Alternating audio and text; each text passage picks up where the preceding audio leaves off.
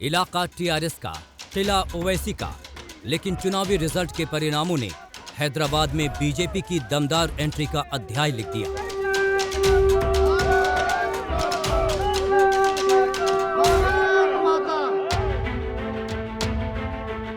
जो परिणाम सामने आए वो सियासत के मैदान में किसी चमत्कार से कम नहीं। सियासत की जिस जमीन पर बीजेपी के लिए दहाई का आंकड़ा छूना मुश्किल था, उसी सियासी जमीन पर बीजेपी ने असंभव मिशन को संभव में बदल दिया। बीजेपी नंबर 2 पार्टी बन गई, जबकि ओवैसी नंबर 3 पर पहुंच गए। टीआरएस को 55 सीटें मिली, बीजेपी को 48, एआईएमआईएम को 44 और कांग्रेस को 2 सीटें। बीजेपी नंबर 2 पार्टी बन गई। टीआरएस को 99 से 55 सीटों पर सिमटा दिया। हैदराबाद के छोटे इलेक्शन में बीजेपी की यह बहुत बड़ी जीत है। ये गली का चुनाव है, मैं इसे अपने दिल का चुनाव समझता हूं। और मैंने कहा था कि हैदराबाद में भ्रष्टाचार को नस्तो नाबूद करने के लिए मैं हर जगह जाऊंगा। और आज हैदराबाद की जनता ने मोदी जी के कहे हुए विकासवाद पर मोहर लगाई। उनका पुनः बहुत बहुत धन्यवाद। मैं इसके साथ साथ यह भी कहना चाहूँगा कि हैदराबाद में सारे तेलंगाना के लोग रहते हैं और इसलिए सारे तेलंगाना के लोगों ने ही इस चुनाव के माध्यम से आने वाले तेलंगाना चुनाव के नतीजों के बारे में स्पष्ट किया है। इस चुनाव में हमने स्पष्ट रूप से कहा था कि हैदराबाद में अनफॉर्चुनेटली टीआरएस और एमआईएम का गठजोड़ काम कर रहा था। दोनों ने बहुत टेक्टिकल अंडरस्टैंडिंग के साथ चुनाव लड़ा। जनता ने दोनों को ही कम करने का काम किया है और मेरा ये मानना है कि भारतीय जनता पार्टी को जो भी भूमिका मिलेगी, हमारी सबसे पहली प्रतिबद्धता हैदराबाद के नागरिकों को एक स्वच्छ हैदराबाद देना है और हमारी दूसरी प्राथमिकता ये डायनेस्टी और फैमिली रूल पॉलिटिक्स को समाप्त करके लोकतंत्र को सही अर्थों में स्थापित करना है।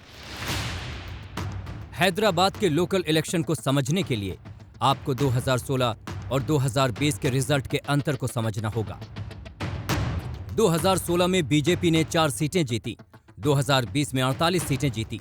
बीजेपी 4 से 48 सीट तक पहुंची, 12 गुना ज्यादा सीटें जीती। बीजेपी मैजिक फिगर तक नहीं पहुंच सकी, लेकिन टीआरएस और ओवैसी का सपना तोड़ दिया, क्योंकि क्षत्रिय क्षत्रपों को उनके गढ़ में घुसकर सीधी बीजेपी ने चुनौती दी और अपने विस्तार से विरोधियों को बेचैन कर दिया। बेचैनी की वजह योगी का ट्वीट। बीजेपी के रणनीतिकारों ने बड़े बड़े धुरंधरों को चित कर दिया। चुनावी भिड़ंत जबरदस्त थी, मुकाबला सीधी टक्कर का था। रोड़ा बनकर खड़े थे ओवैसी, टीआरएस ने झोंक रखी थी ताकत। चुनावी बिसात पर शह और मात का खेल खेला गया। एआईएमआईएम और टीआरएस ने अलग अलग चुनाव लड़ा, लेकिन रणनीति एकदम क्लियर बनाई। दोनों की नीति और नियत स्पष्ट थी। ओवैसी को बीजेपी के हमले से अपने गढ़ को महफूज रखना था, तो टीआरएस को अपनी परफॉर्मेंस को दोहराकर सीटों को बीजेपी की झोली में जाने से रोकना था। 150 सीटों पर टीआरएस ने चुनाव लड़ा, महज 51 सीटों पर एआईएमआईएम ने चुनाव लड़ा। एआईएमआईएम ने मुस्लिम वोटों को टारगेट किया।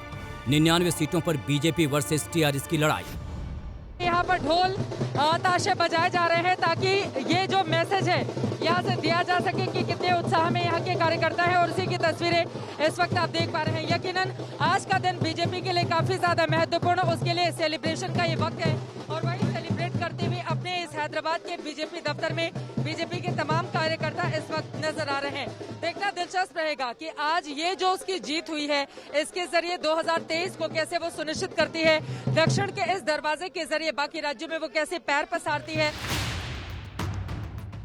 हैदराबाद में बीजेपी ने चुनावी प्रयोग किया, तो बीजेपी के प्रयोग के जवाब में एक और प्रयोग किया गया। एआईएमआईएम ने सिर्फ 51 सीटों पर चुनाव लड़ा, जो मुस्लिम बाहुल्य क्षेत्र थे, जबकि 99 सीटों पर वोटों का बंटवारा रोकने के लिए चुनाव नहीं लड़ा। मकसद था टीआरएस और बीजेपी में 1 to 1 लड़ाई हो। हुआ भी यही, लेकिन बीजेपी का प्रयोग विपक्ष के काउंटर प्रयोग पर भारी पड़ा। 51 सीटों पर भगवा बनाम भाईजान की सीधी टक्कर हुई। वहीं 99 सीटों पर टीआरएस बनाम बीजेपी। 2016 में हुए चुनाव में 2 बड़े प्लेयर ही थे, एक चंद्रशेखर राव और दूसरे ओवैसी। लेकिन 4 साल बाद हैदराबाद को भाग्यनगर बनाने निकली बीजेपी का भाग्य जाग उठा। लोकल चुनाव में बीजेपी का अच्छा प्रदर्शन, विकल्प के तौर पर हैदराबाद में उभरी बीजेपी। दक्षिण भारत में बीजेपी का गृह प्रवेश हो गया। 2023 का ट्रेलर बीजेपी ने रिलीज कर दिया। हैदराबाद के चुनावी परिणाम का मतलब बीजेपी के लिए क्या है, इसे समझने के लिए आपको कुछ सियासी भविष्यवाणी सुनानी होगी जो परिणाम से पहले बीजेपी को लेकर की गई थी। ओवैसी ने अपनी सियासी जमीन बचाई, वोटरों पर मजबूत पकड़ कायम रखी, लेकिन बीजेपी से लड़ाई में टीआरएस लड़खड़ा गई। अमित शाह ने भाग्य लक्ष्मी माता से आशीर्वाद लिया था, तो फायर ब्रांड मुख्यमंत्री योगी ने भाग्यनगर का वादा किया था। यहाँ पर एक परिवार और उनकी मित्र मंडली को लूट खसोट की आप छूट देने के लिए यहाँ पर एक फिर से उन्हें फ्रीडम देना चाहते हैं, या फिर मित्रों हम सबको तय करना होगा कि हैदराबाद को भाग्यनगर बना करके फिर से विकास की नई बुलंदियों तक पहुंचाना है, तो हम सबको तय करना है। उत्तर प्रदेश में भारतीय जनता पार्टी की सरकार आई, हमने फैजाबाद को अयोध्या कर दिया, तो फिर इसका वास्तविक नाम भाग्यनगर क्यों नहीं हो सकता? अगर यहाँ पर यहाँ की जनता भाग्यनगर। तो क्या हैदराबाद में जिस भाग्य के भरोसे बीजेपी ने सियासी जंग लड़ी, उसी रणनीति से बीजेपी का भाग्य जाग उठा? आज तक